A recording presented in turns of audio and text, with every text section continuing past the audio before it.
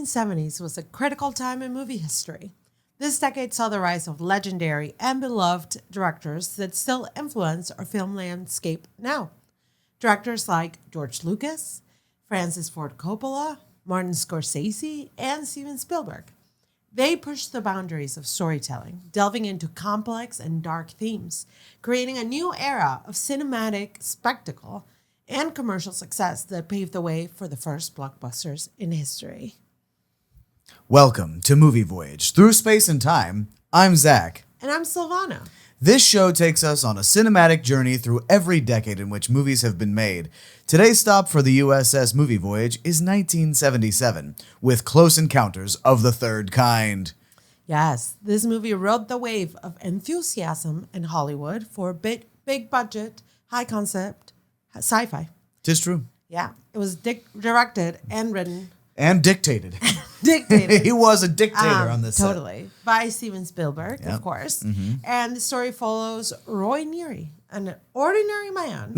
If you say so, I think he's rather extraordinary. Ordinary man. I think he's extraordinary. His life is upended after a close encounter with a UFO. Oh, after having seen the film, I'm sorry to derail so early on, but after seeing the film, do we still want to claim that he is an ordinary man? I think he is. No. Yeah, he's from Muncie, Indiana. Did you see him playing with... He's a deadbeat dad. Did you see him playing with those mashed potatoes? There's not a psychologically normal person that would do that to mashed potatoes. That's fair. And I've seen The Terrifier, too. Touched by the UFO. So anyway, after encountering extraterrestrials, he really tries to seek answers and try to find a deeper connection with the unknown. 'Tis true.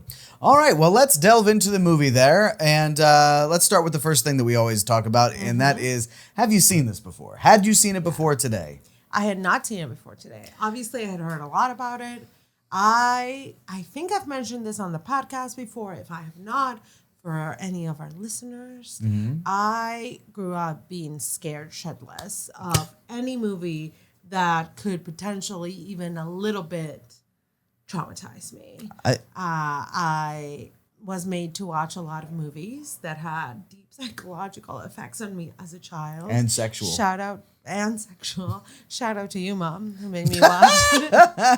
You made me watch A Brilliant Mind when I was like 7, and I was traumatized. But you couldn't sleep. You were never allowed to watch The Simpsons, and that's my favorite part of your upbringing. Yeah, it doesn't make sense at all. But regardless, I grew up very sheltered from anything that could potentially scare me. Yeah. Even if it wasn't completely like horror, if I had anything to do with anything a little bit more mysterious. Yes. It was not for me. But so I never watched it. Did you watch the X-Files though? Because I feel like that trods the line. Yeah, that's true. I did watch some X-Files. Not when I was younger though, but not until later did I become a fan of the X-Files. I see. Well, anyway, had you watched it? I had ? Not really, but I owned the DVD when I was a lad. And I remember putting you bought it. Well, or someone bought it for me. I were a lad at the time, so I didn't have my own money. Well, I don't know. I was riding off of someone else's money, such as a mother figure. I'm sure you got an allowance. Well, I don't know. I don't know an allowance, but I'm like some money for Christmas every once in a while or something. No, I grew up in a poor family. Okay, but I did get this DVD at some point in my life. No idea how. And I had a portable DVD player. It's actually sounding like I did come from money. I swear I didn't. Yeah. You're like, I grew up poor. I had a portable DVD player. I did, but that was the only screen in the house. No, that's not true. But I think we did have one other TV. Anyway, but we did have this, and it was one of our only indulgences. I'm not lying when I said that I grew up in a poor family. Yeah. We didn't have a lot, but we did have one of those for whatever reason. And I was watching movies in my room, trying to fall asleep one night when I were a lad. And I couldn't fall asleep to the things that I had been putting on. And I was like, you know what? How about I try something new? I'm watching things that are comfort picks for me. I'm watching things that I like. Let's watch something I haven't watched ever. So I put in Close Encounters of the Third Kind, and you'll never guess what I did. Fell asleep immediately? I fell asleep immediately. Yeah, I figured. So I think I saw bits of it, but not really. But obviously you were very young at that point. I were a lad. Okay. How old is a lad? I would say that I was probably at that time still in either upper elementary or lower middle. Okay. School. Okay. Cool. Well, did you have any preconceptions coming into the movie? If you clearly you didn't remember much about it, so Just from other pop culture references, I knew that this movie would contain mashed potatoes and aliens, and that's about it. About it. That's about it. Yeah. Yeah. I knew nothing about this film other than it was aliens, and I thought it was scarier. I thought it was going to be like very scary, like alien type. Do we? Movie. I was gonna like say War of the Worlds type, maybe. I was gonna say maybe it would have been scarier for the time, but I don't think that's true. I think there were other horror. There were other horror movies in the 70s, including ones with aliens or whatever, like The Thing. Yeah. And I just think that it wasn't horror, but for some reason, I think it was marketed that it would be very scary. I think that's probably right. And I'm not gonna lie, I thought that more than anything, this movie exuded goofiness. Yeah, 100%. Yeah, I think I expected it to be like, like huddling by the corner, like Clutching your blanket. trying not to like make a sound. Yes. Like very alien, right? Like very War of the Worlds. Like Sure. it's very like, oh my God, like we're being invaded. Like let's be very quiet. We have to survive somehow. Yeah. So that's the preconception that I had. And obviously it was a very different movie than that. For worse, probably, but Well, I'm not revealing how I feel about the film so far. We can talk about it later. But yeah, I had preconceptions. Obviously, I like Steven Spielberg movies. There's a lot of them that I really appreciate. I do think he is a great filmmaker. So this is a location where I think I part company with many film bros. Maybe, I don't know, but certainly I've upset all of my friends by saying what I'm about to tell all of you. On my other podcast, Rose Tinted Reels, I've gone into this a little bit because I've been tasked with watching other Spielberg movies such as Jaws, and I've just been in this conversation before. I actually happen to like Jaws, but my hot take is that is Spielberg good? I think he is. I do think that maybe he has a very specific style. The thing is, that you don't enjoy, and I think that's totally acceptable. No, but the thing is, I think I like the style. I don't like the other stuff. Oh, what maybe don't the you like content about or something. it? I don't know. Yeah. I just feel like name some Spielberg movies. Maybe I'm just drunk right now. Maybe I've forgotten the good ones. Well, I don't know. Like Goonies, right? Isn't that one of his? Yeah. I don't like it. Interesting. I never have. Well, maybe you should watch his latest from a couple of years ago, which is a semi-autobiographical. But like, hit me with his classics that everybody touts as like the things that everyone ought to love. Jaws, Close Encounters of the Third Kind. Jaws was E.T. all right. I don't remember E.T. I mean, I remember thinking it was all right. It never really moved me. I mean, to be fair, Even when he I was a was child. doing weird things for a while there. Yeah. Like he did Ready Player One. Do you remember that? Yeah, and That it was wasn't so good. random. And it was bad. That was very strange. It was a straight up bad movie. I don't know what that was. And I'm a gamer. That movie was made for me. I know. And I thought it was so bad. They misused all of the IP that they had access to. Yeah, truly. And it was not only it's a gamer movie, Yeah. it's an 80s gamer movie. I know. which It is, was like, totally literally tailor-made perfect for me. you. And Yeah. somehow he fumbled it. Yeah, so I But- don't know. He also Indiana Jones. I was of just gonna say course. Indiana Jones. I actually do like If people that. don't know, Indiana Jones is very near and dear to my heart. When I was but a lass, Mm-hmm. I would watch it on my TV/DVD. Oh, The so thing that was fancy. like one. So brick. the DVD was built into the TV? Yeah. I see. And it was like portable. Well, aren't you fancy? No, at a No, certain it wasn't point. fancy. At a certain point, we did have a VHS DVD combo unit. Yeah. So that felt very fancy to me. Yeah. No, I would watch this while my mom was in the office, and it was summer break, Mm-hmm. and I would have nothing to do, and she would take me to the office because who else was going to take care of me? Mm-hmm. And so I would watch it on repeat. Like literally every single day, I would watch an Indiana Jones Yeah. movie. I was obsessed. I do love Indiana Jones. Yeah. I'm like that's I think the pinnacle of Steven Spielberg for me. That's definitely right for me as well. Like I liked Jaws. I don't know that I could say that I loved it, but Yeah, I think that's liked fair. Jaws. Yeah, same with me. But like, okay, so I haven't seen, for anybody out there who might be yelling this at the screen or their iPhone /iPod right now /Zune player. Schindler's List. I haven't seen it you yet. haven't seen Schindler's I haven't seen it List. yet, but I know that that's one of his most dramatic and Well, that's what I'm saying. I actually think I prestigious. appreciate his more serious work. Serious meaning just like, It's not a family movie. yeah. Yeah. I Yeah. really like Schindler's List. I think The Fabelmans, which is the semi-autobiographical Mm-hmm. one, is very like self-reflective actually, and very Yeah. poignant about him and his family and the dynamics and him growing up, like a Jewish American kid. It was really interesting. So, I think he has the potential there. I think sometimes he goes off the rails a little bit, perhaps. That is my assessment of good old Steven Spielberg. I don't think if somebody like with a gun to my head was like, tell me your favorite 3 directors, I don't think I would even think about Steven Spielberg, to be perfectly honest. Yeah. So Saving But Private Ryan is Saving another Private one. Ryan, of course, that is also really, really good. But yeah, I don't know. He directed West Side Story, one of the remake of West Side Story, which was actually pretty decent, pretty good. Yeah. He did Catch Me If You Can and He did Catch Me If You Terminal, Can, which was also really which I good. did like both of those movies. Again, though, I don't know that either of them like rose to the level of great. Oh, Jurassic Park. We haven't even discussed Jurassic Park. Yeah, that's Classic. pretty. That's a classic. That's Yeah, pretty dang yeah, good, I'd say. Okay, I'll put that in as another win for Spielby. Yeah. And think about like back to back, almost like Jaws, Indiana Jones, Jurassic Park. It was like True, but a lot of really I think important cultural things back to back. True, but I think he got the idea for Indiana Jones from George Lucas. Well, I'm sure he did, but it also was a good movie. I will say, we can talk about this later, but obviously, I think there was a lot of collaboration between George Lucas and Steven Spielberg, and more so than that, a lot of the people that worked on Steven Spielberg movies worked on George Lucas films, and vice versa.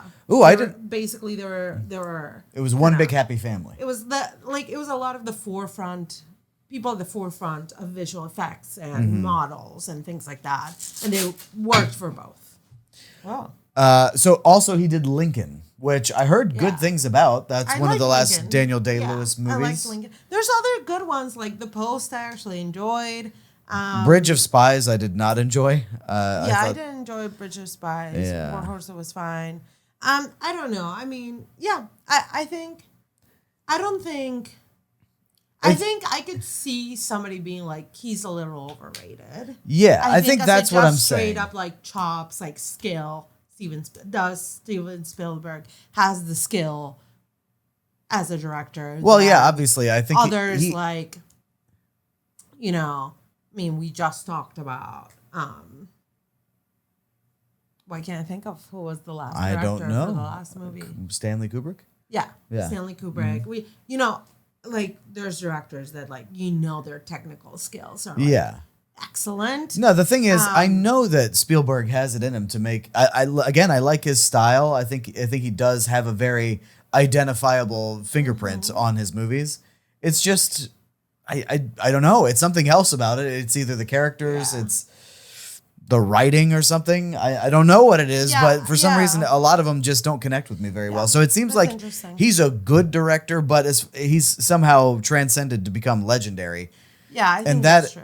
I think it must be because of like the back-to-back Raiders- blockbusters. Yeah, Raiders and Indiana Jones and Jurassic Park. I think I give him credit for those being great movies. Yeah.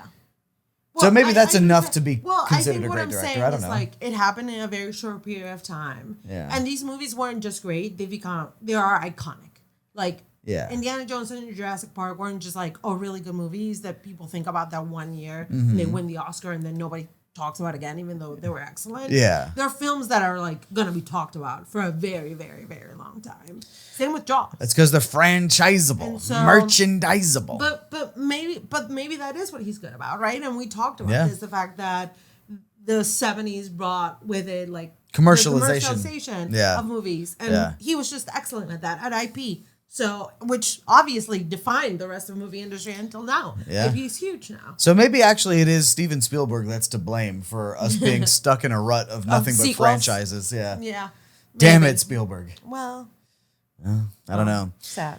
Very sad. All right. So, should I tell you some tidbits about the movie? We discussed a bit. Yeah. But wanted to tell you a little bit about budget for this film. Okay. Originally, the studios, I believe it was MGM, it gave Spielberg $2.7 million. What? For this, and that was what it was going to be. And That's the same. what he agreed. That's only slightly more money than what was used to make Garden State. That's crazy. Well, so they gave him 2.7. This was honestly crazy because this was on the coattails of Jaws, a really successful film. So he was really trying to bargain for full creative control of the film. Yeah. He got that. They gave him 2.7. And he was like, great, I'm good with that. And then he made the movie and he was like, it's going to end up being more. And they were like, but we only agreed on 2.7. I love when directors do that. This is the same thing with Seven Samurai and Lord of the Rings. It's a lot of like ask for forgiveness, not for permission type mentality from directors. And he was like, I'm going to be spending more on this. Instead of 2, how about 19 million? Yeah, and they're like, yeah, but we only agreed to 2. And he's like, sure, all right. Well, then you're not going to see a return on the 2 because it's not done. Yeah, exactly. So the total budget ended up being 19 million. Can you guess what it ended up making worldwide? Oh, good question. I'm going to guess, well, this is 1970s figures, so 20 million. $300 million. I was going to guess 300 million because that would be good for today. And I thought there was no way that could have been the case. When I tell you that it was like a goddamn blockbuster. Everybody watched this. How movie. could they have been? I don't know what to like, but there was so much this is what sci-fi he's good at. No, but there was enough sci-fi that year that you would be obese if you tried to consume it all. What? I don't know. I don't know what to tell you. People loved it. And people walked out of Star Wars and they were like, literally a big blockbuster. I need more sci-fi in my life. No, it was different kind of sci-fi. I suppose so. Yeah. It was more of like well, I don't know. I was going to say optimistic. It was odd. It was just an odd kind of sci-fi. Yeah, that's true. But I did like the theme. We talked about this just before we started recording, but I did like that this movie seemed to have broken the streak of sci-fi movies that only showed us at war with aliens. So that basically that scientific advancement and exploration was always a bad and dangerous thing to be avoided at all costs. Yeah. And this movie showed an optimistic future or present where we could interact with aliens and do it well. Yeah, I think that's which totally I did. Right. And I want to talk about that later a little bit more because I think that was probably my favorite thing about it. Yeah, same. Yeah. So yeah. Okay, so 300 million worldwide. That is very shocking. A lot of money. I know. Another thing. Oh, yeah. Go ahead. Well, I was going to say, I wonder how that stacks up against movies. What movies are earning today?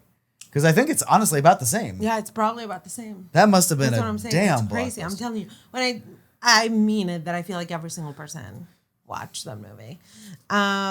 Okay, well, I also have to tell you the fact that there's 3 different endings to this film. Are there any good ones? Well, I don't know. Apparently, there are obviously the one that we saw, which basically just ends with the one man. I can't remember his name. Roy. Was that it? Roy Neary? Okay.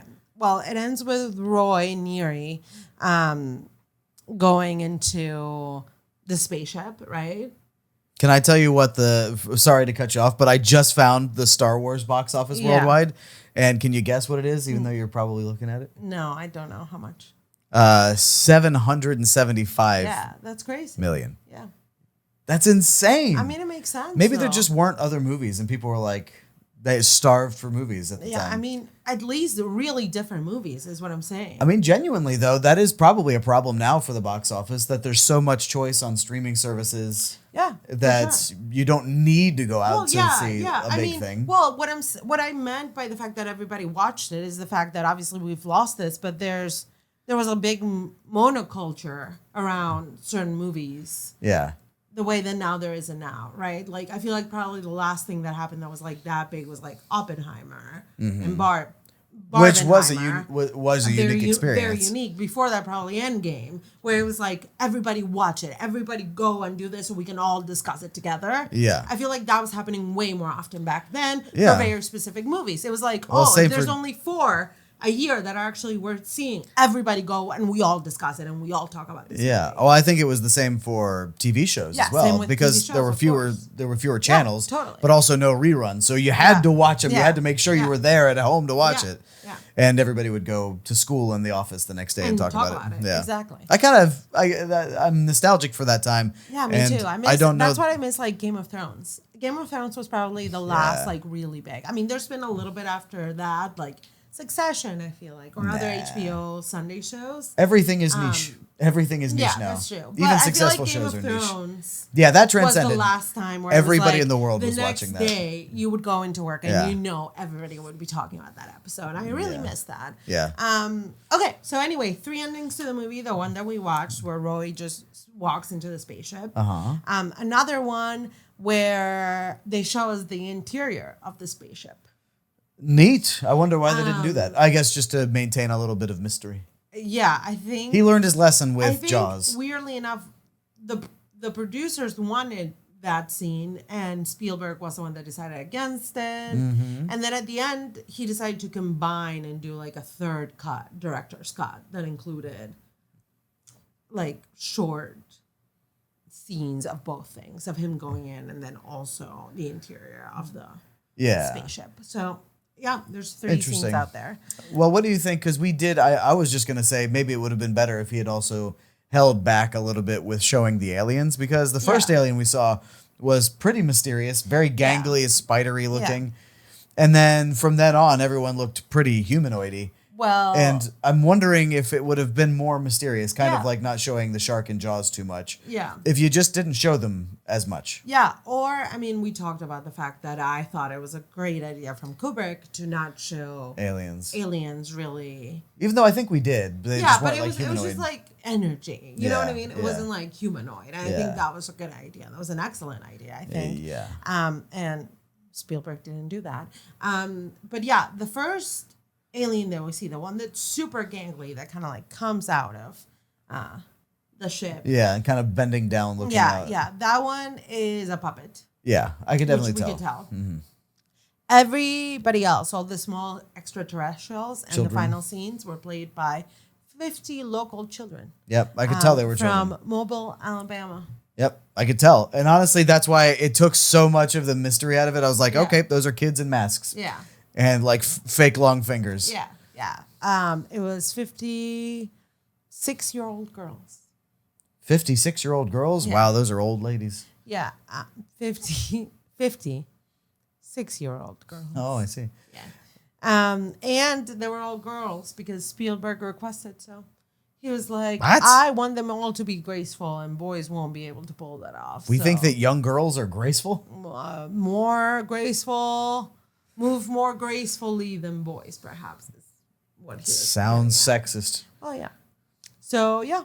And from Mobile, Alabama. Very random. Very. But yeah. So that was Interesting. another tidbit. This one you'll like. Okay. Dennis Muren was the guy who worked on special effects and models.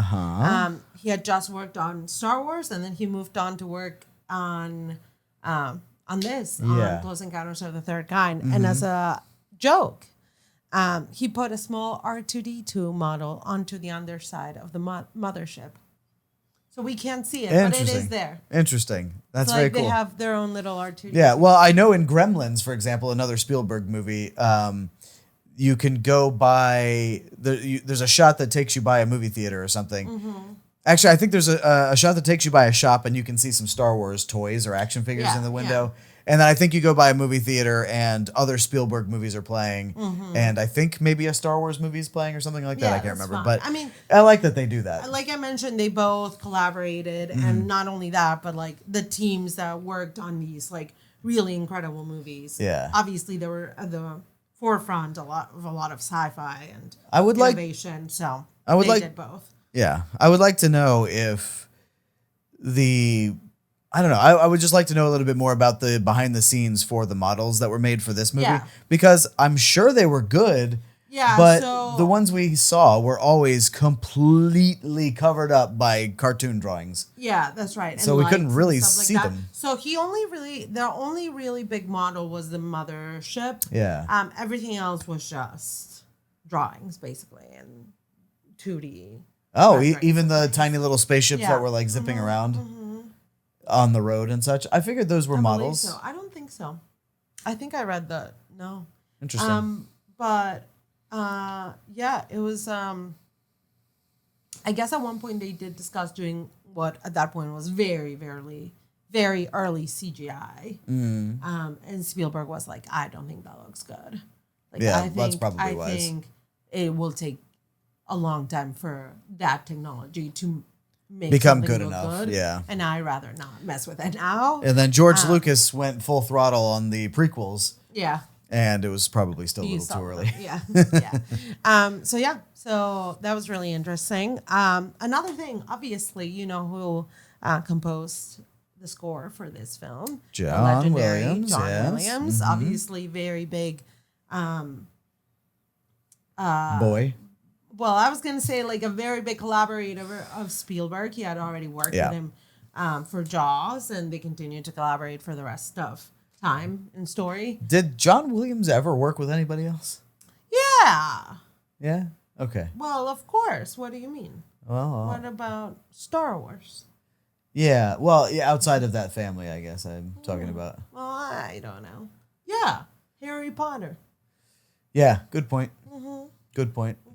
Well, John Williams was nominated for the Oscars for both Close Encounters of the Third Kind No. and for Star Wars. Yes. That year. And of course, he took it home for Star Wars. Well, It of course wasn't for a- Star Wars. This was a good score, though, but obviously not iconic. I don't know. You said that like halfway through the movie. I thought it and was. I was listening for it. I don't know. It almost sounded like Danny Elfman at times. I don't know. It sounded like kind of like quirky Yeah. and weird. Well, that is what Spielberg wanted. I think the I'm way sure he that did, he but- wanted to, what he wanted was almost like I think he described it as something like oh God, I can't remember, but like spacey, starry Disney. Spacey, starry Disney. Interesting. Sort of what he was getting at. Interesting. And he also actually Spielberg composed the notes that are very prevalent in the movie if you've seen them, where it's like how the humans and the aliens communicate. Yeah. And I have more to say about all of that. Of course, music is weirdly a big part of this Yeah. film. We don't really understand why. I think like out of everything, it ended up being music. I think no. I mean that's something that scientists we sent out a I don't know what you want to call it, just a pod, a capsule of things that describe us as humans. Yeah, And our humanity and intellect and whatever. So we put things in the pod that we think will be most universal. Yeah. If received by another type of life form. So one thing we did was put math in there, because math should just be a universal language for everything. But in a similar way, music. They also put music on there. Well, yeah, I mean, that totally makes sense. I'm just saying that it's not something we had seen really before. Yeah. But yeah, so I guess Steven Spielberg, I don't know if you know much about his life, but his father was a computer engineer. His mother was a concert pianist. Oh, wow. And I think this was basically his tribute to both of them. The fact that it was kind of like computer music Yeah. that Were was they the communication between the aliens and the humans. Yeah. Were they still alive at the time? No, they were both dead at that point. They had Damn. both passed away. So Well, that's kind of sad. yeah. So he kind of paid homage to both of them by doing that. And then my final tidbit, kind of related still to Spielberg and his family, was the one that in a recent interview, he said that when he made Close Encounters, he was not a father yet. But now that he has children, if he made it today, he would never have had Him abandon his Roy kids. live his family aboard the mothership. He was like, I don't know what I was thinking. I wasn't a father, and now I am. And I'm like, why did I do that? I mean, sure. But he also made this Roy character to be so incomprehensibly bizarre. Yeah, that's very true. Well, I feel like that is a good lead-in to talking about what worked and what didn't. Okay. Yeah. Why don't we get what worked out of the way? Okay, what worked?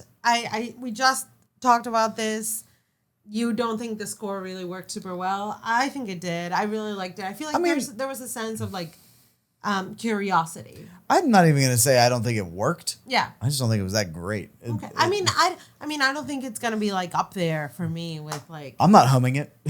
I'm not gonna be playing it later if I'm trying to work and I want something motivational in the background or something interesting or moody. I will add it to my list. You would? Yeah, I have a playlist of TV movie scores that kind of like I like to just listen to while I'm doing work. I think I would add it. All right, fair enough. Yeah.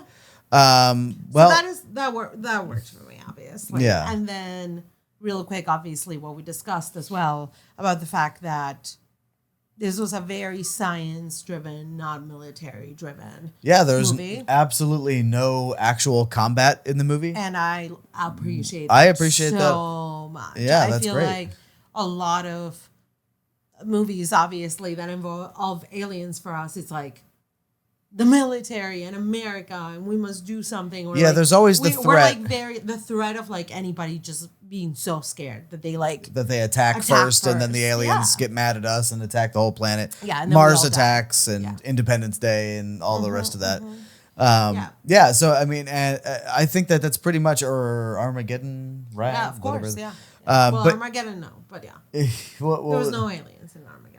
Okay, but it's usually any sci-fi from Hollywood will show science ruining something somehow. Like exploration is destined to lead to someone dying or the planet almost blowing up or something like that. It almost never shows Hollywood, that is, science in a good light. Yeah, that's right. Where sci-fi is concerned. So I did appreciate that this movie attempted that. And there was no like potential threat of like, oh God, what are they gonna do or whatever. It was just like, oh, now you see us, we see you. Yeah. You've gotten to explore our people. Now our people want to explore your world. Mm-hmm. Like take them and bring them back. Although it's way more of like a symbiotic relationship potential rather than, oh, let's be scared of them. And also, none of the people, sorry, I keep cutting you off, but I think the last thing is that I don't think none of the people felt like disgusted by the aliens or were like scared by how they looked or something. Just like maybe a little bit shocked, but that's it. Right. Which I think is a good message. It certainly is a nice counterbalance to the rest of the Hollywood depictions of these situations. But it does seem odd to me that no one was angry that the aliens just straight up stole people. Yeah, especially children. Yeah. Yeah. But just anybody. Like, they're just over here kidnapping people and keeping them imprisoned. I don't care how well they liked their prison while they were on the ship. Yeah. If they weren't there because they wanted to be there, that is a prison. Yeah. So it is kind of curious that wasn't addressed at all.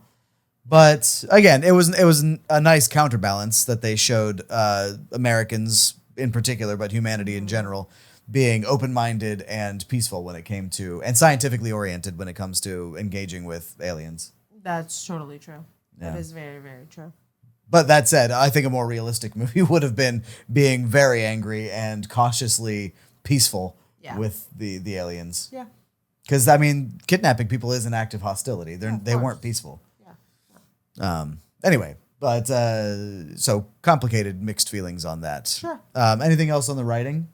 I don't think so. I think it felt discombobulated at times. Do we think we were supposed to identify with the main guy, or was he supposed to be likable? No, I don't think so. Yeah, probably yes. Actually, I lied. I think probably yes. I hated him. I did too. I genuinely thought he was like the most idiotic man. And it kind of scares me that he's the one that aliens are going to think. Yeah, this is yeah, exactly. Like, why him? I don't know why him, but I also don't know why somebody from humanity wasn't like tapping the alien on the shoulder like, you can do better. Yeah. How about you try again? Yeah. How about you pick the astronaut over there. Yeah. Instead of like this man. They've trained their whole life who, for like, this situation. literally got fired from his job, decides to leave his family, And really kiss study his somebody mashed else, potato. cheat on her, and then just Cheat on his abandon. wife, yeah. What was that at the end? Another thing that Spielby, was he married at the time? I don't know. I think so I will say he wasn't. What year did the second Indiana Jones come out? I think we don't know. I have no idea, but I will say his mom cheated on his dad quite a bit. Why? No, that's an How am I unnecessary. supposed to know? That's an unnecessary question. But that's maybe. Did he know about it at the time? Do we think? He knew about it for sure. He knew about it growing up. Wow, that's crazy. Yeah. Well, I think that must have found its way to influencing his work at some point, because why did he, a married man, forget Spielberg not understanding how to be empathetic to this Being a good father being a or good whatever. father and his children and such, but why is he just hours before he was talking to his wife on the phone like, no, please take me back. I love you so much. I'll do anything. Yeah. And then a few hours later, he's, in the desert smooching on some other woman. Yeah, I don't know. It makes no sense. What is it this? genuinely makes no sense. I really hated the character. Yeah. Actually, it really took me out of it. So I don't know Because that I we wanna- spent so much time with him. Yeah, and I don't know that I want to blame the guy, the actor, but this seems like a writing problem. Well, I was going to talk about that because, well, let's talk about writing, and then we can talk about acting, and I can talk about Richard Dreyfuss. Oh no, just go ahead. Okay, well, I think he wasn't my favorite either. I think it was a combination of both the Oh. writing and the acting, which is tough because I love him. I've loved him in other films. I think Like he was what? in Jaws, and I think he was fine in that. Mr. Holland's Opus is one of my favorite movies ever. It's really, really good. I think he does an excellent job there. That is obviously much later on in his life. Haven't seen it. But it's really good. You should. Sure. We'll watch it sometime. Will we put it on the list for this? What year did it come out? I believe that was a 90s movie, but 90s are stacked, baby. We have got a gigantic list of 90s movies to get through. Yeah, genuinely. So, well, maybe we'll watch it just for funsies someday. Eventually, I mean, we're going to go around. We're going to get all the way to the 2020s, and then we're going to have to go back to the 1920s. Yeah. We can only do that like 5 times. There aren't a lot of movies. From the 1920s. Yeah. Yeah, I don't know. And then we'll just have to continue with the 30s, I suppose. Yeah, and then eventually we'll run out of those as well. Yeah, Eventually, maybe. we're just going to be doing 90s and 2000s movies. No, there's plenty of 70s, 50s, 60s movies. Our list is just shorter for those. Yeah. Yeah. But we can go for others. Yeah.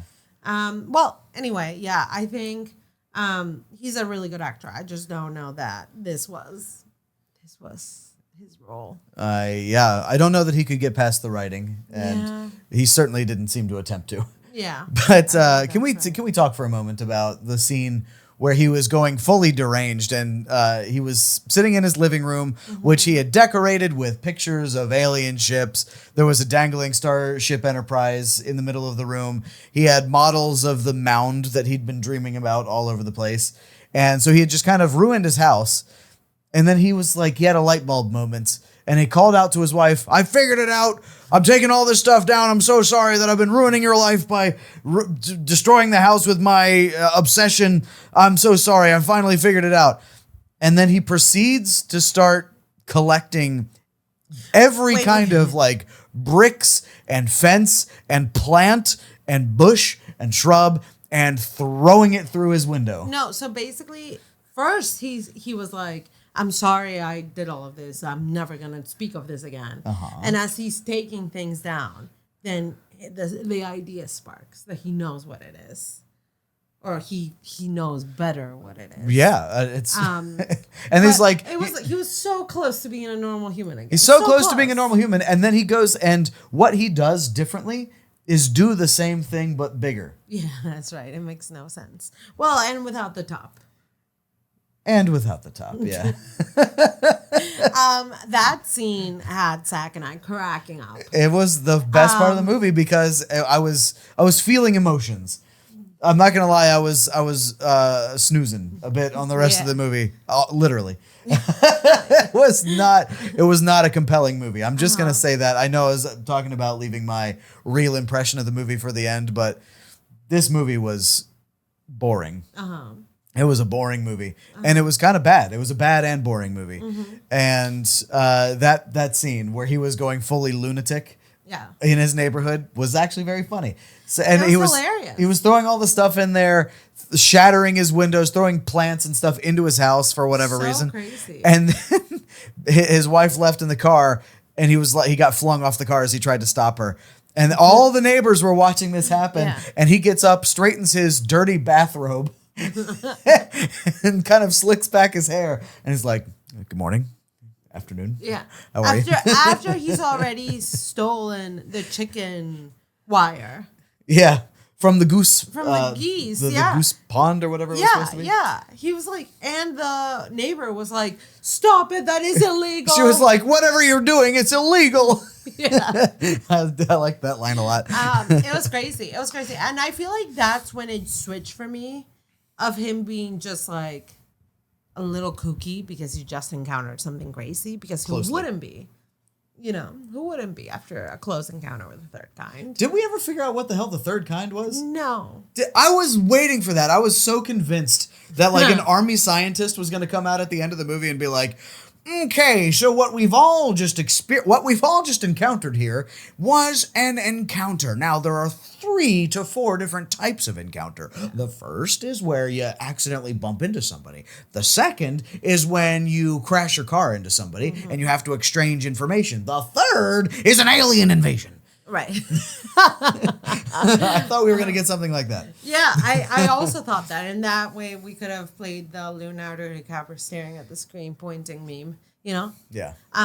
But they said it. But no, we never found out. So anyway, I that's when he went from like just kooky man who just experienced something crazy to like dangerous, psychotic, get away from him. We were both saying of the wife, even before that scene, like, leave him. Yeah. Go away. Yeah. This man is deranged. Yeah. And then that happened. And I was like, okay, he's literally endangering you and your family. Like, that is too crazy. He's like breaking windows, throwing bricks inside while you're there. Like, it was so crazy. Yeah. That scene was just like wild. And so a part of me has to believe that not George Lucas, Steven Spielberg didn't know what a marriage was supposed to look like. Maybe. And he was like, "No, this is all right." It is sad though, because remember that we were saying that we thought the marriage looked fine at the beginning? Yeah, the very first time that he woke her up at 4 a.m. and took her out to see the site where he had seen the aliens the first time. She was like, "Oh, wow, what kind of outer shell did they have?" She was asking him questions, and then she was like, "Yeah, don't you think I'm handling this pretty well?" Yeah. And we were both like, "Yeah, and then, you are." And then she was like, "Snuggles," and then like hugged him or whatever, and gave him a kiss, and I was like, I said something like, that reminds us of us. I feel like I would tell you, like, don't you think I'm handling the fact that you told me that you saw aliens real well? Why does it have to be me that's the kooky boy in this one? Okay. What if you saw aliens? If I saw aliens, I would expect you to do the same. And you shook me awake at 4 a.m.? Yeah. And you're like, "Come on, Zach, there's somebody out. There's someone on the wing. Something. Yeah. Well, what would you do? On the wing." I would say, "Oh, you're dreaming. Go back to..." Okay, see, that is why. No, but you have to convince me. Like, I think you're joking or dreaming. No, I'm like, no, Zach, seriously. I'm 100% like, sure, I've seen something extraordinary outside, and I need to share it with you. Am I in my nightie? Yes. Okay. Then I put my robe on over my nightie, and I would go out there and look at it with you. Thank you. Yeah. Thanks. Well, anyway, it seemed like a good marriage at first. It did. But then it took a real nosedive quick. Yeah, he was so deranged so early. Yeah, and so quickly. It seemed like, I don't know how much time was supposed to have passed, but it seemed like she should have left him far before she did. Also, did it seem like he had a thing for the other woman very early on already? I don't think so. He was like putting his hands on her, like on her face, like this. I don't remember that exact thing. I know it seemed like she almost flashed him at one Yeah, point yeah. when she was trying to show him she was like, the look at my sunburn. sunburn. Yeah. Yeah. So I don't know. It seemed like maybe she was trying to schmooze him a little bit, but I didn't see it from him I at the think I beginning. saw it from him. He was like immediately hugging her deeply and touching her face. I'm like, what is going on? Well, You're yeah, a but married man. right, but she flashed him or almost flashed him, and he wasn't That like gave him the confidence? no, but he wasn't like looking at her or anything like that, or picking up on a signal like, oh, well, maybe I can sweet smooch on you or something. But he was just like, oh, well, the sunburn looks a little bit better on you because it's more even, and then he walked away. Yeah, but I do think that he was too touchy from the beginning, perhaps. I see. That's what I'm saying. I see. Yeah, not a fan of him. Did you like her, though? Oh, the other woman that had been touched by an angel? Yeah, whose son, what a horrible mother. She's a horrible mother. Why? She literally just like, first thing we see is the child being like, hi, Mom, I'm going away into the woods now. And her being like, Barry, and then just letting him go. Well, she was all the way upstairs and he was all the way downstairs. But I would like run. I would run and be like, Barry, do not fucking move. I'll be right there. You're going to swear at the child? Yeah, I would. I would call Child Protective I would Services. rather swear at the child than have the child be abducted by aliens. I would have our child abducted by Child Protective Services. Okay. To protect him from you. Oh, wow. Oh, come on. Oh, come on. Okay, let's swear at our child a lot. Great. Okay. Yeah, I think she was a bad mother. And then when the aliens were there and they were trying to abduct him, she's just like too afraid and doesn't notice that he escapes and leaves. Yeah, that's true. She was being very lackadaisical, I think, about Like, the safekeeping of her child, her only child. Yeah. Totally. All right. Well, what did we think about the cinematography? I haven't talked too much about that. I think I've talked about it a little bit in the fingerprint of Spielberg style. That it is very him. I think the cinematography and the editing are very him. Yeah, but I think that there are so many other Spielberg movies, at least that I've seen, that do him better than this one. Yeah, that's true. I think this one this was such a huge blockbuster hit for the time. I don't know what critics thought of this movie. I guess we'll find out at the Rotten Tomatoes thing at the end, but it just doesn't. It's not a good movie from my perspective. Did you like? I don't know how people could have been so behind this movie. I think I enjoyed the setting of it. Like I enjoyed the visuals of Devil's Tower. I'm not a desert guy, and I'm not a Midwest like small town guy. Whenever movies do either of those things, I feel like just the setting itself bores me. It's not a Midwestern town. Well, they weren't in Muncie, Indiana. You're right. But Devil's Tower is all the way in Wyoming, baby. Well, I know. But I just, deserty stuff just really bores me, which is why I can't play Red Dead Redemption. I feel like too much desert. Well, I really found it impressive. I like that. I've been there and I was like, whoa, that's crazy. I'm sure it would be cool to see in person. Yeah. So, and I'm sure it was like, it's like very, I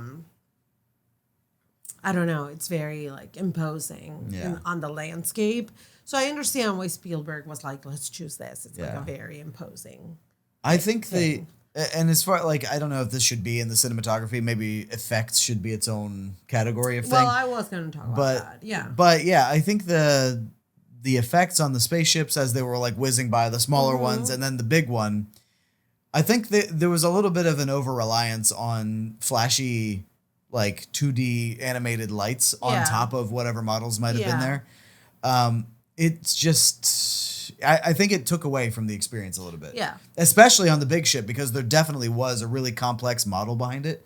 And I feel like we couldn't see it past all the gigantic, bright, flashy lights. Yeah, that's true. I'm very with you. It felt like it was just kind of like blurring everything. And it was just like lights. And I'm supposed to just believe that all these lights flashing at me are something. Yeah, yeah. I didn't like the fact that I could not precisely see what it looked like. Yeah. Like, especially the smaller ships. Obviously, with the mothership, that still tracks. Like, it was still too flashy, but at least you could see more detail in it. Yeah. But with the smaller ones, it was not my favorite thing. Not my favorite illusion. Well, what do you think? Is this movie merely of its time? Yeah.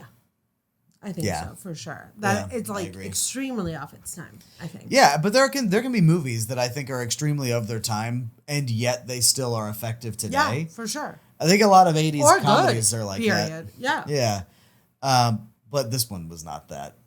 Like, Yeah. obviously, I think that this may be a spoiler because we're eventually going to do Star Wars on this.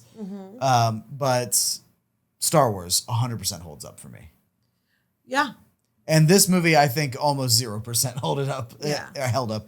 I think I don't know how he managed to do it, but I think maybe it was just a bad movie and people hadn't seen a blockbuster movie before, so this was like a prototype Yeah, I of a think that's blockbuster, right. like But- Spielberg sci-fi. But it wasn't a blockbuster because he deemed it so. It was a blockbuster because the people liked it and went to see it. And Well, then, it also did end up having a pretty big budget for the 70s, 19 million. 19 million, I guess. I don't know how much did George Lucas have for Star Wars. I'll look it up. Okay, so what do you think? Does it hold up? I think it doesn't hold up. I think it's a fine movie. I don't think I'm going to be watching it much. Star Wars Again. Star Wars Episode 4 was 11 million. Yeah. So 8 million less than what they had Yeah. for Spielberg's movie. Yeah. That's interesting.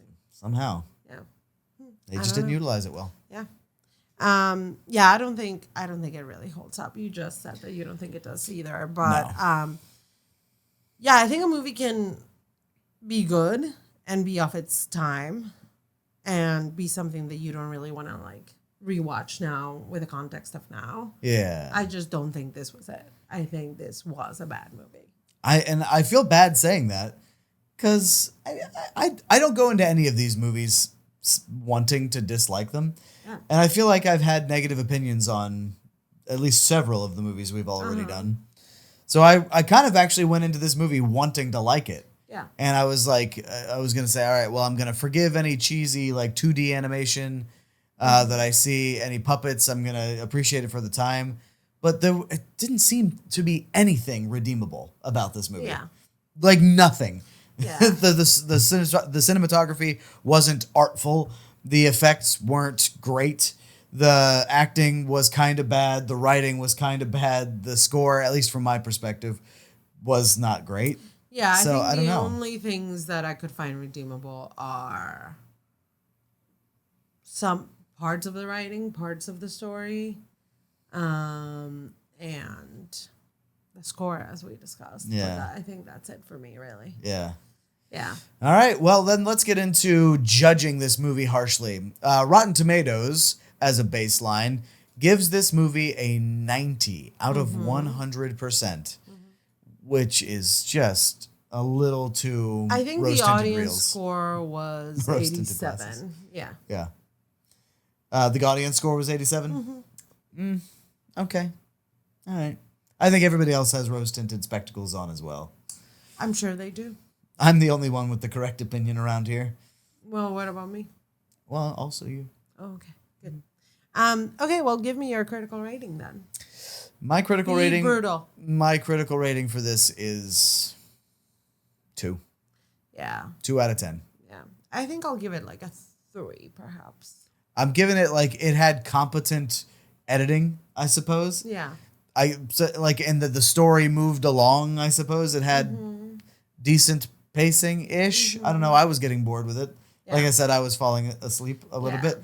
So I don't know. It's a Spielberg movie. It's not going to be a 1 Yeah. because that's reserved for like Manos: The Hands of Fate Yeah. or something like that.